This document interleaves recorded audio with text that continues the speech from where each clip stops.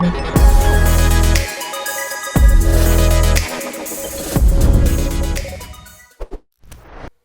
that part of any of your guys' day jobs? Building the STIG checklist and submitting them to like your ISSO team? If it is for networking devices, just let me know in the chat and I'll show you guys a video. I made a video on how to automate the process for iOS XE devices. That's like really, really fucking easy. If it's not, then no big deal. But okay, domain 2.3.2, given a scenario, integrate appropriate controls in the design of a secure architecture, DLP, hybrid infrastructure, third-party integrations, and control effectiveness. So we're going to go over these 4 major objectives here. Okay, so DLP intro. So data loss prevention at its core just means we don't want data to be exfiltrated.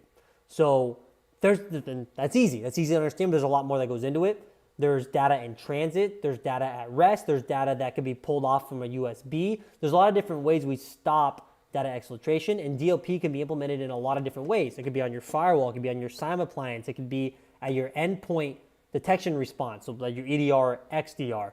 But the main thing is, what are we stopping from leaving the network? Because there's going to be traffic that we do need to leave the network. It's, like regular email traffic, whatever the case may be. But within that email, if we're putting PII, our DLP may stop that unless it's encrypted.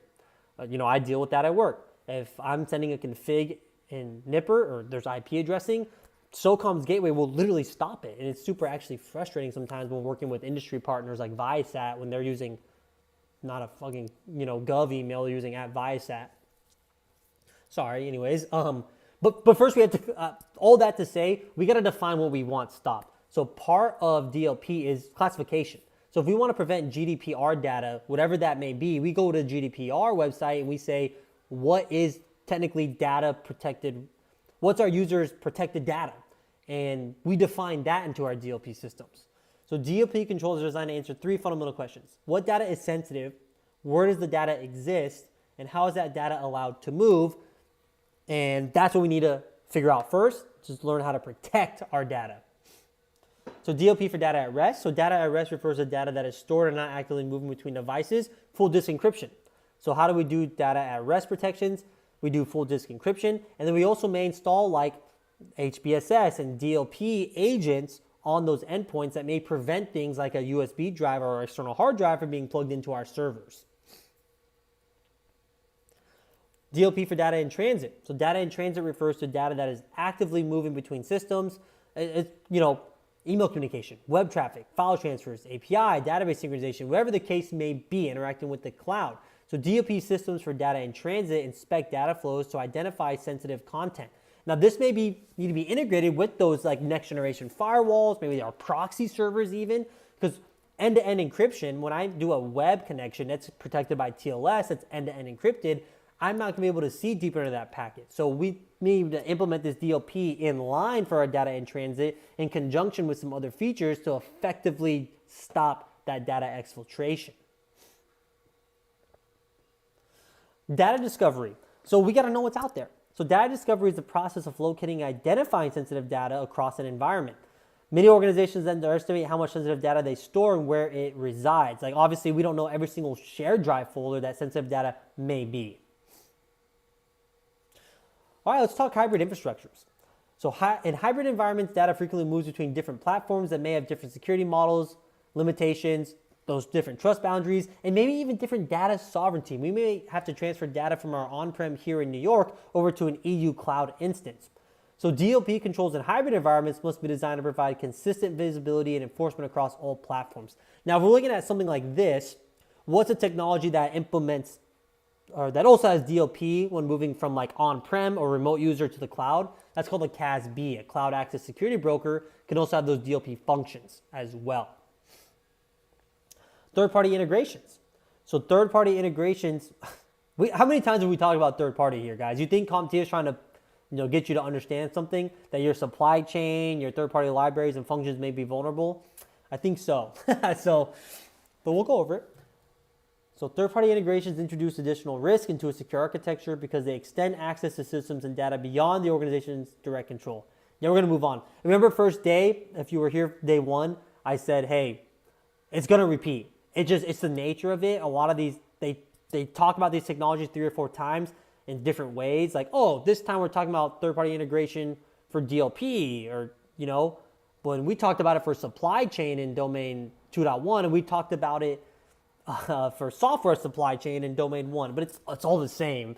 It's when you're working with a third party, we have to vet it. We have to make sure we know where it's coming from. We have to make sure exactly what's part of that software and if it meets our requirements. Okay, measuring control effectiveness, assessment. So assessments are structured evaluations of security controls to determine whether they are properly designed, implemented, and aligned with our organizational risk. So the goal of an assessment is to answer whether the architecture protects what it is intended to protect and whether controls are placed in the correct locations. Measuring control effectiveness. So scanning and metrics. So scanning provides technical validation of security controls by actively testing systems for weaknesses. This may include vulnerability scanning, configuration compliance scanning, and DLP effectiveness testing. Metrics provide ongoing insight into how well controls perform over time. Examples of security metrics include the number of DLP policy violations, the ratio of false positives to true positives, detection and response times, and trends in data exposure incidences. Okay, let's go ahead and do this quiz.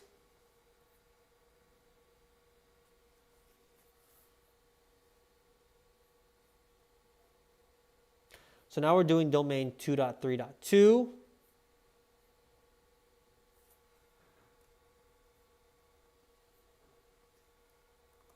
All right, let's do it. So question 1, an organization stores customer records on on-premises databases, synchronizes backups to a cloud storage service, and allows employees to access reports remotely through a web portal. Recently, a security review revealed that sensitive customer data exists in several locations that were previously unknown to the security team. Which architectural control would most directly address this issue? So the problem isn't really what it's doing. It's just saying, here's how we store records. We synchronize them to a cloud-based service. The problem is that some of that sensitive data was in places we didn't know about. So there was a security review, and somewhere someone said, oh, this is on someone's desktop. This is on this local NAS storage at a bank branch office. We thought it was always supposed to be at the enterprise storage and to the cloud, but it's on this local share that we really don't have too much visibility into. So what's the problem here is that we didn't do good data discovery. So yes, we're going to go with C, deploying data discovery capabilities across storage and cloud platforms.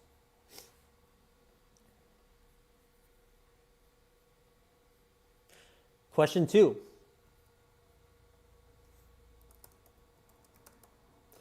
A company operates a hybrid infrastructure that includes on-premise servers, public cloud workloads, and multiple SaaS applications.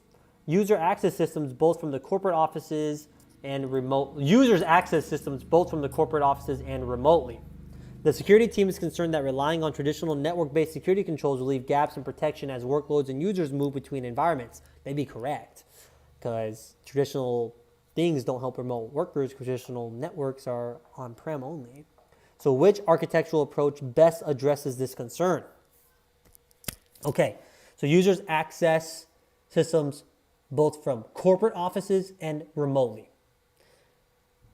We are doing traditional network-based security, whatever that means. That can mean NAC, some traditional things like we're not doing IAM and proper like VPN assessment and contextual authentication from our remote users getting into our enterprise. And we're moving data between these workloads. So really, we're looking at identity access management here. That's what we're concerned about. Is how are we authenticating appropriately? Yeah, so, and that's the thing, right? Yeah, Masood, you gotta break this down. Like D, of course, right? Like you could do that, and that makes sense. Totally makes sense that your cloud access is by a single VPN gateway. That's probably split tunnel. But here, this is an IAM issue. So we're gonna go with B, centralizing identity and access management with conditional access controls. Which is common, which is like if you have Entra ID, you have that Microsoft Azure account, that's like built into it if you have a P2 license. So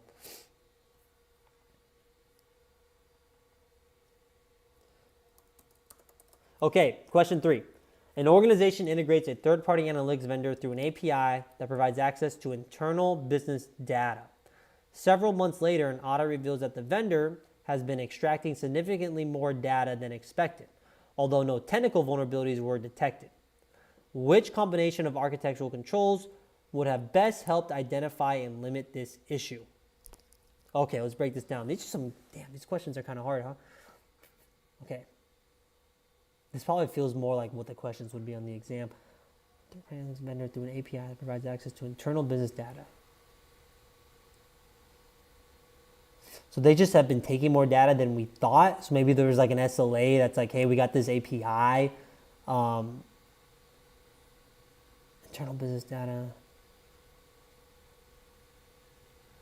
So pretty much they've been doing more than what we thought they were doing. So we have a permission issue more than likely. Not encryption, not network segmentation. Because APIs don't really, APIs are like to your back end. So it's hard to, it's like a permission issue, it looks like. So yeah, we're going to go with C. Least privilege access, continuous monitoring, and security metrics. So that, I think the least privilege kind of gives that one away because it's like they're doing more than they should. And then we didn't know. So like we learned several months later. So it's also, we need better monitoring. So yeah, we're going to go with C. All right, another 100%, guys.